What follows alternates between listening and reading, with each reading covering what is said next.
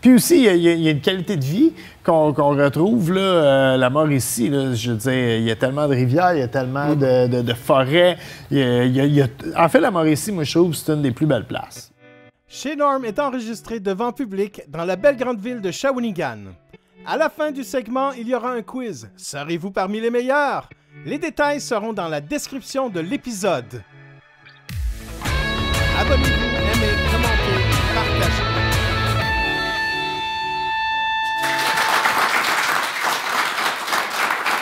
Bob! Oui! T'as une vie extraordinaire. Ça dépend peut-être pour qui. Moi, je trouve qu'elle était extraordinaire.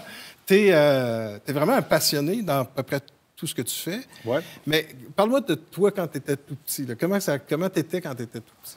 Ah mon Dieu, ben moi, je suis hyper actif. Je bouge beaucoup dans la vie. J'ai beaucoup d'énergie encore ce jour. Je faisais beaucoup de sport. Puis je suivais beaucoup mon père. Mon père capotait sa cuisine. C'est vraiment lui qui m'a transmis la passion. Cuisine et football américain. C'est là que tout a commencé. Le dimanche, chez nous, c'était la religion. Puis là, je parle pas d'aller à la messe. On se levait, on écoutait des émissions de cuisine. À l'époque, c'était quoi l'équipe à ton père? Les Giants de New York. C'est C'est la mienne aussi. Fait qu'on n'a pas aimé notre dernière saison. Mais bref, ceci étant dit, tu sais, les émissions de cuisine à l'époque, c'était le dimanche matin ou le samedi après-midi. Fait qu'on se faisait un menu, on se levait le dimanche, on avait toute la bouffe de près, on cuisinait jusqu'à 1h de l'après-midi, puis après ça, on écoutait du football tout le reste de la journée. Mais on faisait vraiment tout chez nous. Là. Mon père cuisinait son propre pain, puis... ouais, non, c'est...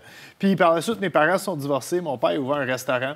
Un petit casse-croûte à Montréal. Fait que là, tu faisais plus ça les week-ends. Ouais, j'avais 10 ans, puis je passais mes week-ends au restaurant. Puis tu sais, bon, c'est sûr, c'était pas moi qui étais sur la ligne en train de cuisiner non, mais t'es là pour éplucher les... Exactement. Je faisais les boulettes de burger, je plaçais les bouteilles en arrière, puis de fil en aiguille, c'est vraiment de même là, que j'ai eu une aisance dans les restaurants. La première fois que tu as fait un repas, là, que tu as cuit un repas, t'avais quel âge? D'après moi, j'avais 15-16 ans. J'avais cuisiné de coupe ma première blonde. Puis je me souviens même, c'était quoi? C'était des fettuccini Alfredo. Oh, wow! Ouais, Est-ce qu'elle était bonne? Non. C'était quoi l'erreur pour être sûr que personne ne la fasse? En fait, tu sais, quand tu lis des recettes la première fois, tu comprends pas tout le temps les techniques. Hein? C'est, juste le mot réservé, là. Au début, ouais, bien, c'est ça. Puis là, tu sais, faire un roux qui est incorporé du beurre fondu avec de la farine, tu sais. Puis après, tu fais une béchamel. Ben moi, j'avais juste mis du beurre, de la farine. OK. Pas fait de roux, là. Non, puis j'avais eu des grumeaux. J'avais bien des grumeaux. Une sauce liquide avec bien des motons. OK, il y a un commencé. Ouais, c'était... Mais écoute, la fille en question était sympathique. Elle m'avait dit que c'était très bon. Puis elle avait quand même applaudi l'effort. Ah oui, mais parce que là, tu travaillais avec ton père souvent. Ouais. Mais à part la cuisine, tu avais d'autres passions? Je fais beaucoup de planches à roulettes, beaucoup de skateboard dans ma jeunesse. Je fais des compétitions, je suis allé aux États-Unis. C'était vraiment là... ça m'a mis dans le trouble souvent, mais ça m'a sorti du trouble aussi. Tu viens de casser? Oui, j'ai arrêté, mais je me suis cassé le bras. Okay. Puis c'est ça qui a mis vraiment fin. Puis là, rendu là aussi... j'avais comme 19 ans, puis j'étais rendu au point, je veux-tu devenir pro en skateboard dans la vie ou je veux-tu devenir cuisinier? Puis quand je me suis cassé le bras, la vie a répondu pour moi. Ah, c'est clair, hein? Je me suis opéré au bras, puis après, j'étais dans la cuisine, puis c'est vraiment là que ça a décollé. C'était quoi ta force en skate? Je faisais du street. Je faisais pas beaucoup de rampes. Moi, j'étais les voyous dans l'inverse. Moi, j'étais le gars de rampe, puis le street, je suis incapable de faire de quoi de bon. Ah non, j'ai fait ça longtemps. Jusqu'à, je dirais, mon fils, il a traîné, j'ai un fils de 14 ans qui a fait un peu de planche à roulettes puis de scooter avec. Fait que jusqu'à récemment, là, je me tenais encore dans un skatepark. J'avais un skate, mais là, je pense que j'ai accroché ça pour de bon. Là. J'ai donné à mon neveu. J'ai accroché en le donnant à mon neveu. Je disais, c'est à ton tour à te péter à la gueule. Ouais, c'est ça. Moi, ça d'appuyer en dessous de mon ordinateur. Ouais, c'est vraiment intéressant. Hein? Tu mets ça là-dessus puis tu peux le bouger. Ben, j'ai gardé mon longboard. Ça, je le pousse encore. Le réalisateur, à un moment donné, à Noël, j'avais acheté un longboard. Puis il est parti à un moment... Je ne sais pas si c'était avec le mien ou avec celui que j'avais acheté ou ça, mais il s'était comme vraiment pété la clavicule carrément. Là. Puis des accidents là-dessus, tantôt on en parlait. c'est grave. C'est tout le temps des gros Ouais, accidents. puis la SAQ, elle couvre pas. Ça couvre pas. Mais toi, t'as-tu été blessé? Oui, en fait, un peu comme lui. Tout est colosse, man, quand tu tombes. Tu tombes pour vrai, là, ça devait déplacer de ça, l'air. j'étais tombé de la rampe. Oh! J'avais à peu près 28 ans, puis j'étais resté accroché, je suis tombé directement, ça hanche de 12, une rampe de 12 pieds. Tu sais, comme, t'as toujours l'idée dans ta tête, tu te dis, rembarque sur le cheval, sinon tu vas avoir peur du cheval. Je suis rembarqué sur le cheval, puis je suis rentré chez nous. C'est ça. Des fois, il faut avoir peur du cheval. Exact. Puis après ton accident, ben là, c'est là que tu t'es rattaché à la cuisine. Oui, bien, je travaillais déjà, je travaillais dans des cuisines familiales, mais à partir de ce moment-là, je me suis dit, ouais, je pense qu'il est l'âge de prendre de quoi. Tu sais, j'avais décroché du cégep déjà, je pense, 3 fois. J'ai élève le record. Puis. Ben ouais, tu voulais être électricien. Oui, je l'ai été électricien pendant longtemps. Puis, non, finalement, je me suis en allé vers la cuisine. J'ai étudié à l'Institut d'hôtellerie. Puis après ça, de fil en aiguille, là, plusieurs restaurants gastronomiques.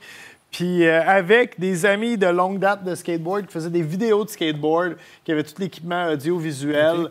Okay. C'est de même qu'un soir, on a décidé hey, pourquoi qu'on fait pas une vidéo de cuisine à la place? Puis on a mis ça sur le net, puis comme on dit en anglais, « the rest is history ». Mais en 2005? Oui, 2005. 2005, sur le net, avant que YouTube soit là. Fait que, attends une minute. 6 mois avant YouTube, notre première vidéo. Moi, j'avais un problème. Parce qu'à cette époque-là, j'avais fait un show qui s'appelait The Mac Show pour le Macintosh. Ouais. Puis, on est obligé d'arrêter parce qu'on avait un succès.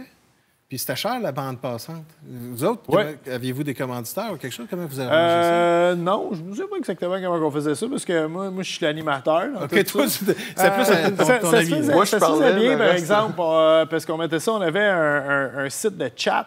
Puis on mettait ça là-dessus. Okay. Puis c'était un organisme à but non lucratif. Fait qu'on avait comme un deal sur la bande passante. Non, ça sortait, ça passait bien. J'aurais dû connaître votre gang à cette époque-là. Nous autres, ça coûtait comme 5$ du gig supplémentaire. Oui. Fait que si on avait un succès, on faisait faillite. Oui, c'est fou, ça. C'est fou, là. Mais moi, je me souviens, tu sais, juste pour mettre en perspective, je joue qu'il y a du monde plus jeune là, dans la foule.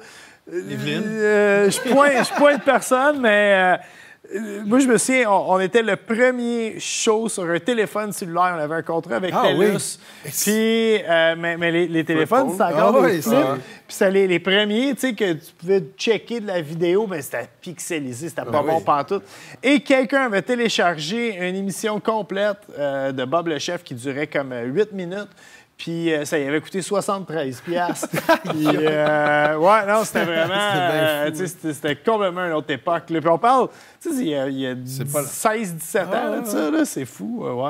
Puis parce que quand YouTube est parti, là, on s'est dit, OK, all right, il y a ça, mais on ne pouvait pas faire des longs vidéos, c'est 15 minutes, 10-15 minutes, je pense.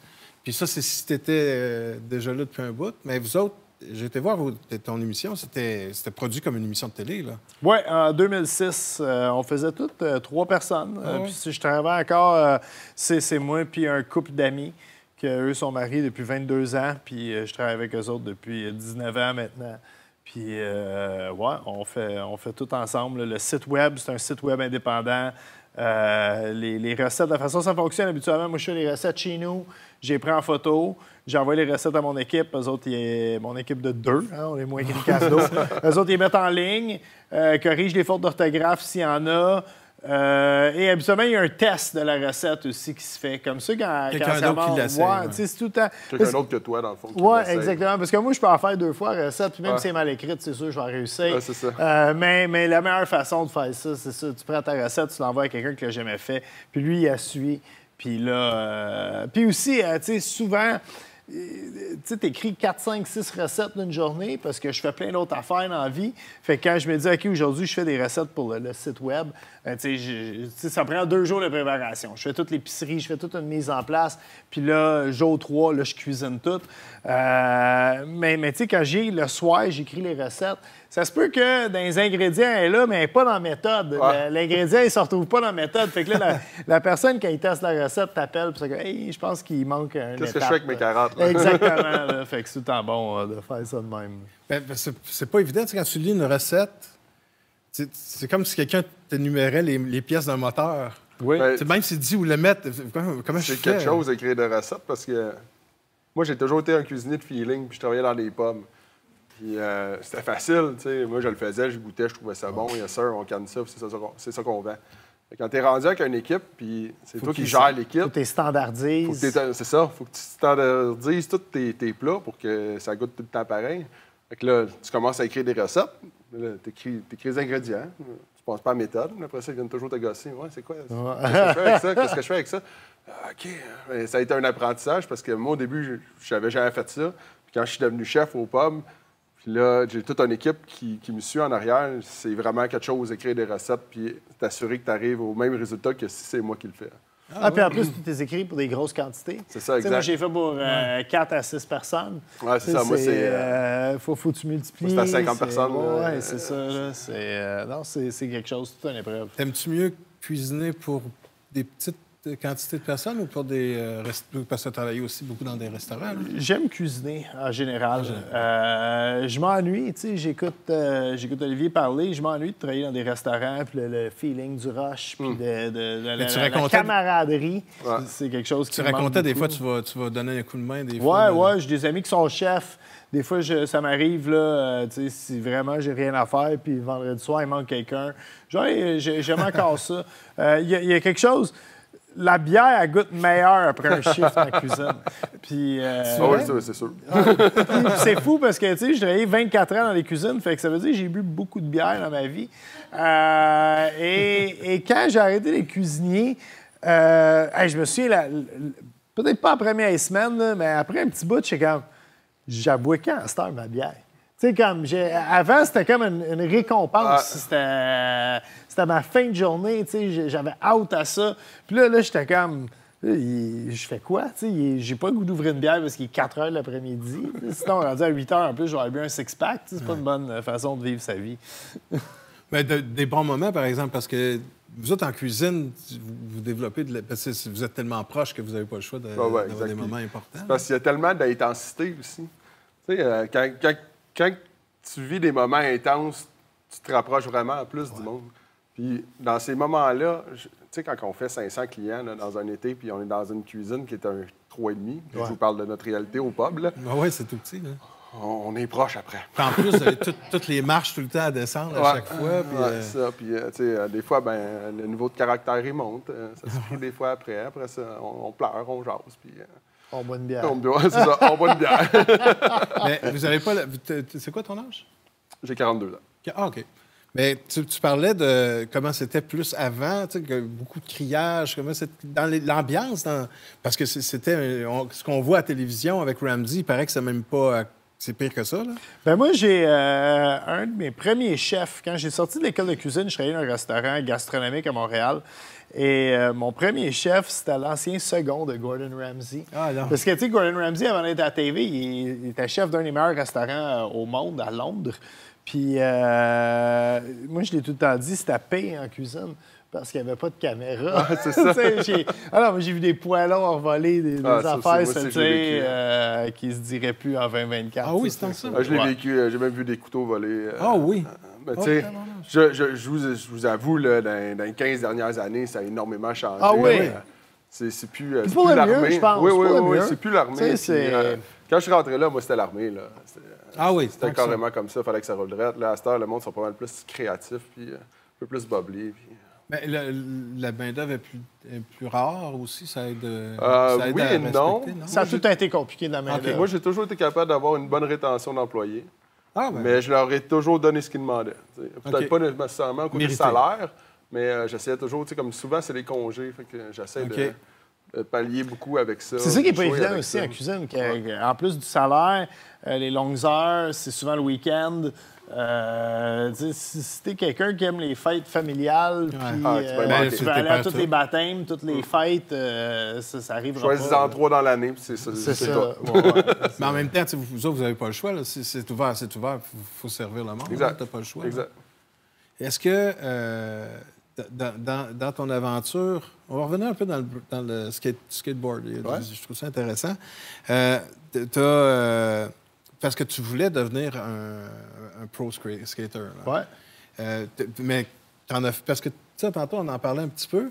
mais il y a comme une camaraderie, il y a quelque chose qui se passe aussi avec les skateboards qui ressemble peut-être un peu à... Moi, je vois un parallèle direct. Oh, oui, c'est très... À l'époque, le skateboard, c'était un peu plus populaire et accessible. À l'époque, on parle de fin des années 80, début 90, c'était très marginal. La cuisine aussi, c'est un travail assez... il n'y a personne qui rêve que son... peut-être plus à cette heure, parce que, encore une fois, c'est plus accepté. C'est devenu un petit peu plus glamour. Oui, avec la télévision et tout, mais je veux dire, il y a 20 ans, personne ne voulait que son enfant devienne cuisinier dans la vie. Fait qu'il y avait quelque chose là-dedans.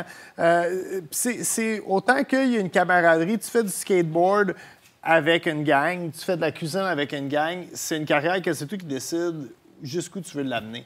C'est toi qui va vraiment... C'est toi qui es maître de ton destin dans tout ça. Tu veux juste faire du skateboard en avant de chez vous ou tu vas aller faire des compétitions à Los Angeles. Ça dépend de toi. C'est toi qui vas décider si tu pratiques. C'est la même chose avec la cuisine. Puis moi, je dis souvent, je donne des conférences dans des écoles secondaires.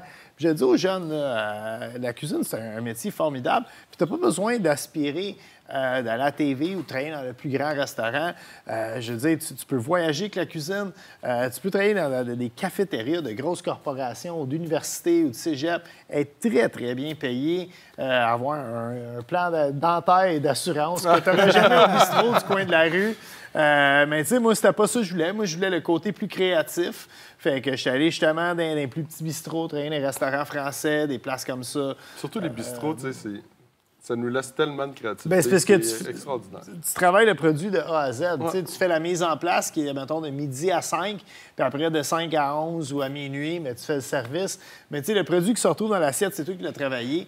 Des fois, moi, je travaillais dans des grands hôtels au début de ma carrière, puis je trouvais ça très impersonnel. Tu sais, parce que tu slices du prosciutto pendant une journée de temps, puis vraiment, là, à t'en faire une tendinite, là, tu fais 2500 tranches. Ça te remonte dans le cou après.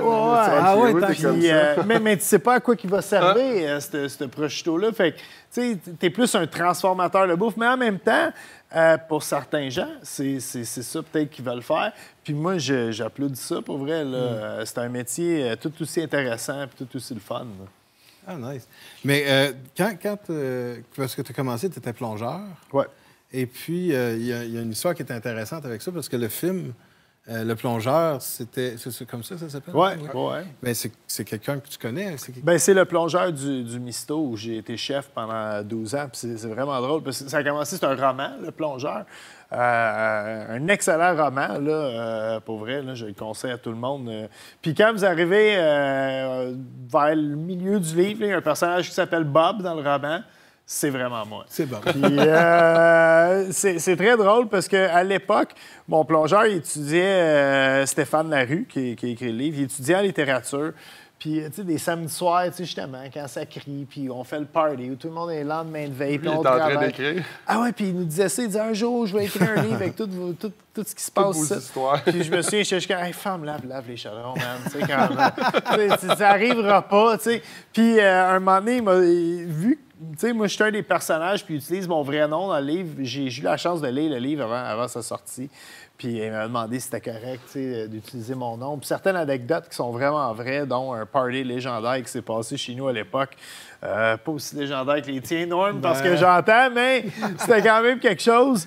Et écoute, j'étais tellement touché que quelqu'un... Tu sais, c'est vraiment le fun d'avoir une partie de sa vie documentée. Puis pas vu par tous. C'est un peu immortel. Hein, ouais, mais tu sais, quand toi, tu te rappelles des souvenirs, tu te rappelles d'une certaine façon, mais quand quelqu'un d'autre, tout le monde se rappelle de tout d'une façon différente. Puis c'était vraiment... La perception, c'était spécial de lire ça, vraiment. Là, je l'ai lu 2 fois, le livre. J'ai vu le film aussi, qui est absolument extraordinaire. Pour vrai, c'est... Ce qui se passe dans le film, c'est vraiment... Ça se passe de même entre, mettons, 1999 puis 2010 dans la cuisine. C'est vraiment une bonne... Moi, je trouve que c'est une bonne... Belle façon de voir comment ça se passe. Quand j'ai entendu dire que tu étais un amateur de lutte... de lutte amateur. Oui, j'étais un gros fan de lutte. C'est vrai qu'ici à Shawinigan, il y a quelque chose. Je suis venu... je suis encore. Je suis venu dans un sol de salle communautaire. Pas à l'église, dans une vieille école. Oui, puis c'était comme 4 piastres en plus à aller voir la lutte. Puis j'ai une histoire drôle avec ça parce que j'écoutais beaucoup la lutte dans ma jeunesse. Puis là, j'ai un fils, puis j'ai comme renoué avec ça. Puis je me suis dit, ça va être une cool activité de faire les week-ends, tu sais, amener le kid à la lutte. Puis la première fois que je l'ai amené à la lutte, c'était vraiment spécial parce que mon gars, il avait comme 12 ans. Puis je pense que c'est la première fois de sa vie que mon fils, il était comme « Ah ouais, des adultes aussi, c'est cave des fois. » Il nous entendait crier des affaires aux lutteurs. Puis mon fils, comme « Aïe, aïe, pas comme gère toi. » Ça se dit pas, qu'est-ce que tu fais là? Puis on est venu, justement, ici à Shawinigan, dans le sol, voir de la lutte. Puis à un moment donné, moi, j'aime ça. Moi, j'embarque. Là. Puis là, je criais aux lutteurs. Puis je pense que c'était Marco Estrada, qui est un lutteur quand même assez connu. Là, c'est la scène québécoise qui luttait. Puis j'y criais des insultes. Puis à un moment donné, il a crié dans le ring pendant le combat. Il dit « Ferme ta gueule, le chef! » Là, mon fils, il comme là, arrête. Puis quand le combat a fini, il est descendu du ring puis il s'est envenu vers nous autres. Puis là, à un moment donné, dans ma tête, j'étais comme « Hey, tu sais, c'est supposé être comme une pièce de théâtre, toute cette affaire-là. Comme je vais-tu vraiment me faire casser la gueule pour vrai? » Puis finalement, il était fan. Il était vraiment fan de moi. Puis c'est le gars le plus sympathique. Il a amené mon kid en arrière, rencontrer tous les lutteurs, prendre des photos. Nice. Il nous a monté dans le ring après, ce qui était puis c'est tout. Ils sont-tu bons?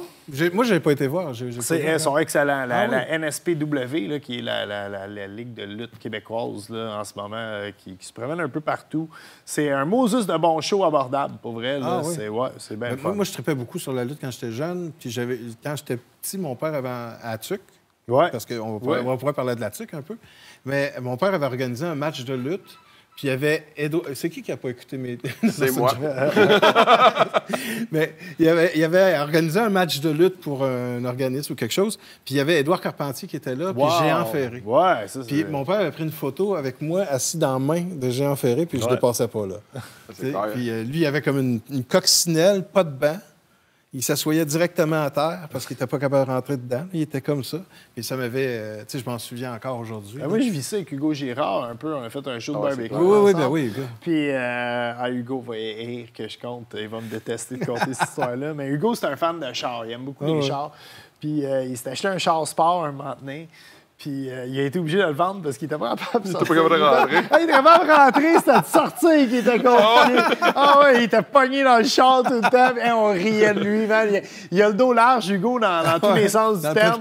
Fait que, mais quand il arrivait le matin avec son char sport, là, on s'approchait tout le temps juste pour essayer de le voir essayer de sortir. Bon, juste qu'on riait. C'était un bon spectacle. Mais quand tu as fait le saut entre...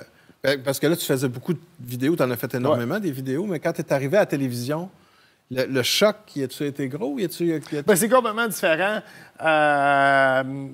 C'est quelque chose que j'ai déjà parlé. Tu sais, comme tout s'apprend dans la vie. Puis, comment je pourrais dire? Je veux sonner humble en disant ça, mais devenir une vedette, entre guillemets, ça s'apprend aussi. Puis t'es chez vous, puis tu fais du web, puis là, tes chums aiment ça, puis tu vas dans les bars, des inconnus t'en parlent, puis tout. Puis ça peut facilement te monter à la tête. Puis là, tu te penses bon, puis tu te trouves bon. Puis après, tu arrives d'une vraie équipe professionnelle de TV, que c'est tous des professionnels qui ont étudié là-dedans. Puis tu te rends compte que tu n'es pas bon pantoute, puis ça te ramène les pieds sur terre assez vite. Puis ça a été une bonne leçon d'apprentissage pour moi. Puis aussi, ça m'a ramené une humilité, puis surtout d'apprécier ce que je fais. Parce qu'à un moment donné, je faisais comme un peu de télé puis un peu de restaurant. Puis je me souviens de marcher un lendemain de veille à un job qui était pénible, puis me dire « Hey, que j'aimerais ça, que ça marche. » Tu sais, je peux juste vivre de faire de la TV. Je l'apprécierais tellement. Puis à cette heure, il n'y a pas un matin que je me lève que je ne suis pas heureux. Je l'apprécie C'est vraiment tellement. un métier que t'aimes, ça paraît quand non. Puis tu sais, je dis tout le temps en entrevue, puis c'est important. Moi, quand le monde m'arrête sa rue, je prends tout le temps de minutes pour leur parler, dans n'importe quelle situation. Ça me fait vraiment plaisir. Puis c'est important de ne pas oublier tes fans, parce que c'est eux autres qui font que tu vis de ça. Puis non, c'est touchant aussi. Tu sais, quand quelqu'un dit vraiment... Tu sais, même quand j'ai commencé à cuisiner, là, je fais une histoire longue, là, je parle beaucoup. C'est correct. Ma blonde, elle me donnerait un coup de coude rendu à ce moment-ci dans la conversation. Mais quand je commençais à cuisiner...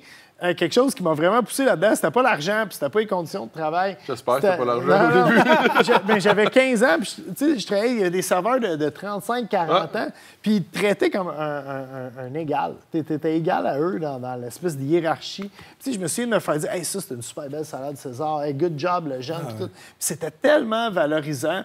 Puis je vis vraiment ça quand un fan m'arrête sur la rue. Quand quelqu'un m'arrête et dit hey, « Moi, je veux prendre un selfie avec toi. » Même si ça m'est arrivé souvent de prendre des selfies avec des fans, ça me fait encore un pincement. Je dis, j'en reviens pas que quelqu'un veut vraiment prendre une photo. Tu sais, ça me touche vraiment. Là. Mais, puis c'est un avis que j'ai, mais je pense que le secret vraiment de ton succès, c'est vraiment pour ça. C'est parce que, on le sent que tu aimes ça, puis aussi, on sent que l'humilité que tu as avec les gens, puis tout ça, tu es quand même proche. C'est pas comme si, tu sais, aux États-Unis, puis tout ça, c'est complètement différent, là.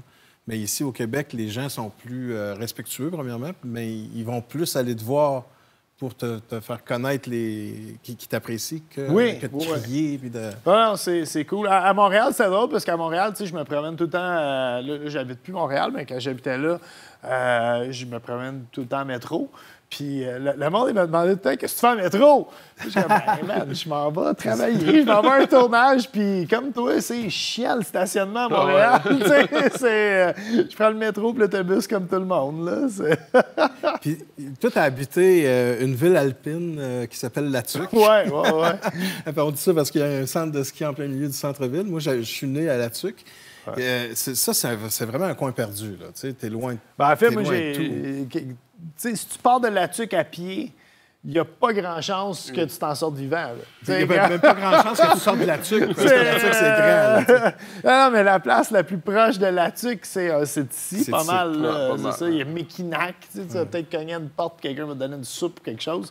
Mais non, bonne chance. Là, je veux dire, entre La Tuque et Shawinigan, il y a plus d'ours que d'humains, ça, c'est sûr. Puis un gars comme toi qui trippe sur la ville, parce que tu es un gars urbain pas mal, quand tu étais à La Tuque, qui est l'antithèse complètement de la grande ville. Comment tu te sentais? Comment tu trouvais ça? Tu réussissais-tu quand même à trouver quelque chose de bien? C'est là que j'ai pogné à piqûre de sortir. C'est là que je me suis dit, un jour, je ne vivrai pas en ville, pantoute. Tu sais, moi, j'adore la ville, ça va vite. Je veux dire, j'adore aller manger au restaurant, ça fait partie de ma job. J'écris des articles sur mon site web de plein de places que j'essaye, puis tout. Fait que, tu sais, c'est sûr que Montréal, c'est un épicentre pour tout ça, je veux dire. Il y en a des tonnes. Mais en même temps, il y a plein de belles affaires en région aussi à découvrir. J'habite à 25 minutes de Trois-Rivières. Il y a plein de bons restaurants. Il y a plein de festivals. Tout, puis t'es à 40 minutes de Québec. Québec, ça commence à vraiment être... Exactement. Non, puis je m'étais juré que j'étais pour quitter un moment donné la ville. Puis c'est drôle parce que la seule vraie chose que je me suis dit, ça, il n'y en a pas nulle part à part de Montréal, c'est des bagels. Des bons bagels de chez Bagel Saint-Viateur. C'est pas comme des bagels d'épicerie. C'est complètement différent. Fait que la veille que je déménage, j'ai acheté 6 douzaines de bagels. Puis il m'en reste moins. Il faut que j'aille à Montréal bientôt. Mais il me reste peut-être, je sais pas moi, 24 bagels dans mon tombeau chez nous. J'en sors, mettons, 4 la shot. Là, puis un petit bagel avec du fromage à la crème. J'aime bien ça. C'est vraiment bon. Tu sais, aujourd'hui, on parle beaucoup de ceux qui ne mangent pas de viande, ceux qui ne mangent aucun produit animal. Les régimes alimentaires. Et dans les recettes, puis tout ça, parce que, tu sais, on voyait les imitations de viande. Moi, ça me dépasse un peu, là. Tu sais, je veux dire, si tu n'aimes pas la viande, tu ne veux pas manger quelque chose qui... Mais dans vos façons de faire la nourriture, quand vous faites quelque chose pour les gens comme ça, qui aiment ça... On peut les appeler les végétariens. Les végétariens. Ouais, c'est pas... avec le monde woke aujourd'hui, on ne sait plus ce qu'on peut dire. C'est encore des végétariens. C'est un végétarien, mais comment le mot en V, attends, disons ça. Le mot en V. Mais oui, je t'allais là. T'as des vegans aussi, tu sais. Mais moi, personnellement, je suis un pro fervent de viande. Je l'ai toujours été. J'oriente mon restaurant vers là. Mais je sais qu'il y a une clientèle de ça. Puis ma sous-chef, elle s'en occupe. OK. Parce que moi, personnellement, j'ai ça faire ça.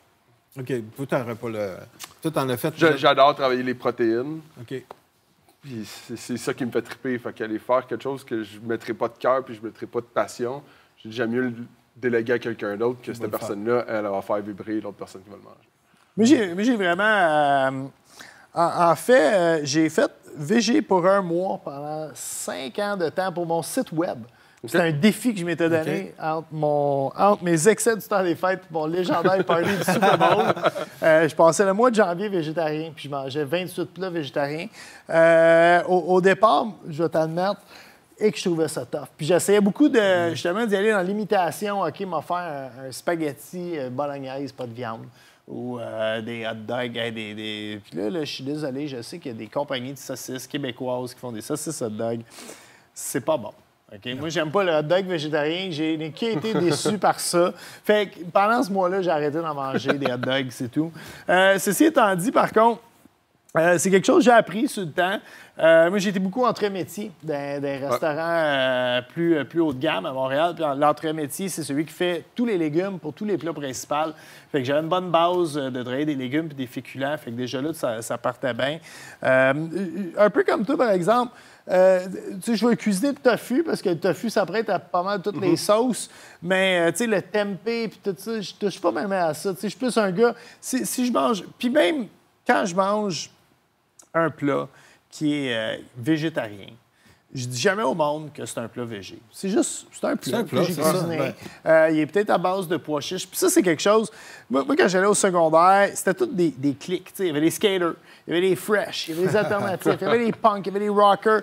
Puis, on est en train de faire la même chose avec la bouffe. Ben oui, puis je trouvais ça tellement lourd au secondaire. Puis je me disais, là, quand j'avais 14-15 ans, parce que moi j'étais skater à l'époque, que c'était pas populaire. Puis j'ai tellement hâte d'être adulte, puis que je suis juste un adulte. Puis qu'on s'accepte tout en tant qu'adulte.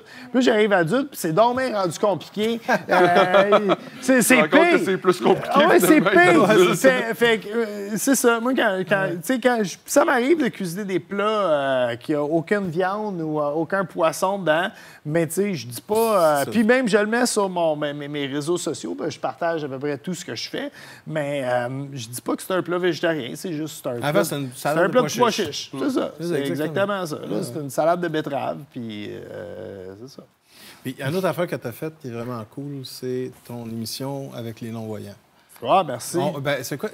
Pas de panique en cuisine. C'est pas de panique en cuisine. Ça joue sur Ami Télé, qui est un poste pour les non-voyants, finalement. Oui. Ouais.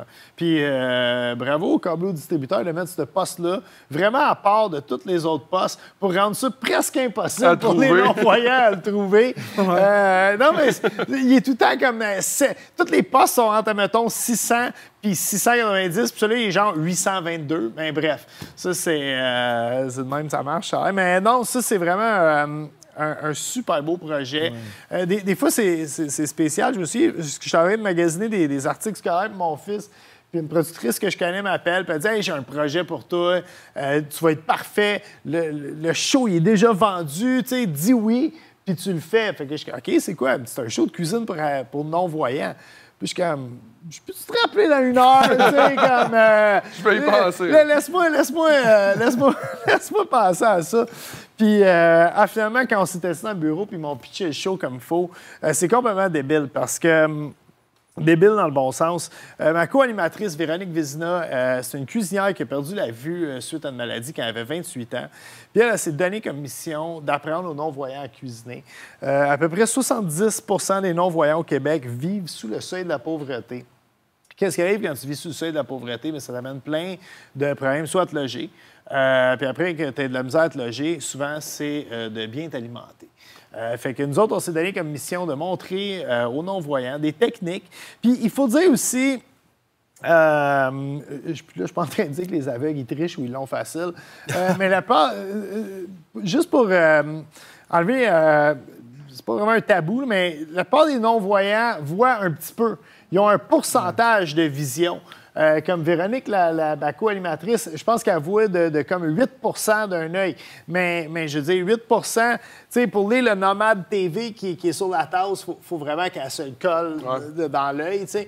C'est 20 sur 100, je pense. Ouais. C'est la vision là, pour que tu sois considéré un non-voyant. C'est 20 sur 100. En fait, je pense qu'il y a juste comme 4 des non-voyants qui voient absolument rien. Okay. Puis, mais ça m'a appris, moi, beaucoup de techniques. Fait que ce qu'on fait, nous autres, on brainstorm, on trouve des recettes ultra économiques. santé le plus possible. Mais en même temps, on aime ça, tu sais, les non-voyants, c'est comme tout le monde. Là, ils aiment ça manger des sucreries, ils aiment ça manger une croustade aux pommes de temps en temps, une tarte, quelque chose de même. Fait qu'on met un peu de tout ça là-dedans. On essaie de garder ça léger aussi, parce que ça pourrait facilement devenir une émission qui pourrait être très, très lourde. Puis, écoute, on a du gros fun, puis on a fait 6 saisons, puis on a vraiment créé une chimie, Véronique puis moi. On se taquine pendant l'émission. Il y a tout un segment aussi, le défi à l'aveugle. Fait que j'ai un loup, je suis obligé de faire... puis ça a amené vraiment des faits cocasses. Tu sais, faire des crêpes, c'est facile. Faire des crêpes quand tu vois rien, c'est arrivé. Il y en avait beaucoup, ces ronds de poils. Oui, j'étais content que c'était pas moi qui faisais le ménage du studio cette journée-là. Parce que... c'est vraiment hot. Merci. C'est un projet qui me tient vraiment à cœur, en plus. Puis là, tu fais aussi découvrir les producteurs des régions en faisant vivre des fins de semaine à du monde de la ville. Oui, bien, je reviens encore. Écoute, je touche du bois. Je vais le faire pour vrai, parce que je suis chanceux. Je reviens pour ma 5e saison, puis c'est la 10e saison de l'émission Arrive en campagne. Nice. Qui commence... Ça va remplacer Stéphano. Stéphano, oui. Puis, écoute, c'est fou, parce que ce show-là, quand il est sorti, disons que j'étais plus connu sur le web qu'à la télévision, puis je me disais, ça, c'est une émission que j'aimerais vraiment... Ça, j'aurais aimé ça, animer ça. Puis ils m'ont appelé pendant la pandémie, puis ils ont dit « Stéphano, il veut plus faire le show. » Puis on a pensé à toi pour le faire. Puis je suis comme « Vous me niaisez, c'est comme le show de mes rêves. » Fait que, je pars le week-end avec mon gros Winnebago. Puis c'est vraiment moi qui le conduis pour ceux qui se posent la question. Puis je ramasse des gens, soit à Victoriaville, Montréal, Québec, Trois-Rivières. Puis je les amène passer un week-end sur une ferme quelconque. Ça peut être une ferme laitière, une ferme porcine. On fait beaucoup de fermes maraîchers aussi. Puis on fait vraiment tout. Puis, tu sais, pas juste traire les vaches. On nettoie l'équipement, on prend les commandes, on livre le lait. Puis moi-même, qui est un petit gars de ville, j'ai appris tellement d'affaires. Puis surtout le respect du produit. Parce que, tu sais, on travaille... Ça, j'allais dire, t'apprends à encore plus respecter le produit quand tu travailles de A à Z. Oui, et là, tu vois d'où il vient. Tu vois le travail qui a été mis pour faire pousser les tomates, les betteraves, les poules, tout ça. Puis tu sais, souvent, on parlait de l'agriculture en mal. Mais l'agriculture au Québec, c'est tous les agriculteurs que j'ai rencontrés, c'est des passionnés. Puis pas juste ceux que j'ai rencontrés à l'émission. J'ai eu la chance de travailler avec l'UPA, puis d'aller vraiment là, rencontrer plein d'agriculteurs. Puis je dis, le bien-être animal, le bien-être des terres, le bien-être de l'écosystème, c'est tout tellement important pour ces agriculteurs-là. Puis je trouve ça important qu'il y ait une émission comme ça à TV là, pour les mettre en valeur. Puis en plus, c'est difficile pour les agriculteurs, surtout de fruits et légumes. Au Québec, parce qu'ils ont 3 mois pour faire de quoi. Fait que c'est de la passion, puis ils s'assurent tout le temps qu'il y a des rotations pour que leur terre soit toujours fertile, etc. Oui, ils mettent des terres en dormance. Moi, depuis que je suis dans ce coin-ci, puis je vais toutes les visiter. Puis ça, je trouve ça extraordinaire, un peu d'être avec eux autres, de jaser avec eux autres. Mais ça doit être la fun pour toi. En ville, tu n'as pas cette proximité-là avec l'agriculteur. Exact. Comme de t'en venir ici, là, en Mauricie. Bien souvent, moi, je pars de chez nous, puis... En m'en allant au pub, j'arrête, je vais chercher mes produits, j'arrête à une autre place, puis après ça, là, j'arrive au pub avec mes caisses de Rieur Sanglier qui est juste à côté de chez nous. C'est devenu un ami, là, tellement que j'y vais souvent. Rieur Sanglier, on a fait une émission chez eux. C'est vraiment cool. C'est le meilleur boudin au monde que j'ai jamais mangé, je trouve. Vous avez la chance d'essayer ça. Il y a du cerf aussi, il y a des super beaux Non, mais c'est vrai. Aussi, t'es en train de faire un élevage de bisons. Depuis que j'étais Vatican, j'ai pas acheté un œuf à l'épicerie. C'est clair. Je les achète directement du producteur. C'est-tu un peu ça qui t'a amené à déménager à Vatican? Parce que là, tu pars vraiment de la ville puis tu t'en viens dans un coin qui est... Vraiment, c'est le coût de l'immobilier. Je veux dire, à Montréal, c'est pas abordable. Puis c'est pas abordable pour ce que tu as, en fait. Puis aussi, il y a une qualité de vie qu'on retrouve, là, la Mauricie. Là, je veux dire, il y a tellement de rivières, il y a tellement de forêts. En fait, la Mauricie, moi, je trouve que c'est une des plus belles places au Québec parce que tu as tout. T'es en plein milieu, t'es comme dans l'espèce de triangle. T'es aussi loin de Montréal que de Québec, mais t'as tout. T'as le plein air, t'as l'agriculture, t'as la pêche, la chasse. Moi, je suis un grand amateur de raquettes. Fait que j'ai déjà hâte à l'hiver prochain. Ouais, exactement. Plus avec le parc Saint-Mathieu. Non, c'est... à Batiscan aussi, il y a pas mal de place fait aussi. que, non, c'est vraiment... je suis vraiment bien ici, là. Bien heureux d'entendre ça. Hey, merci pour cette conversation-là. On va continuer après. Ouais. Après avoir parlé de notre commanditaire. Là, on s'en va-tu à la pause? On s'en va à la pause. Ben là, on n'a pas parlé, mais ça vous tente-tu de boire du vin? Ouais! On va en parler. On va la faire goûter à ça.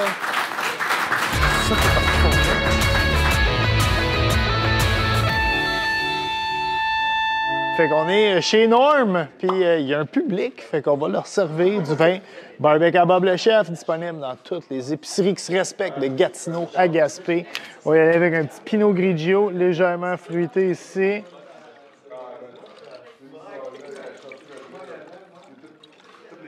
Ça, en passant, c'est mes verres à moi, hein, c'est pas pour le public. Pour ceux qui sont plus rouges, 4 cépages de disponibles. Santé!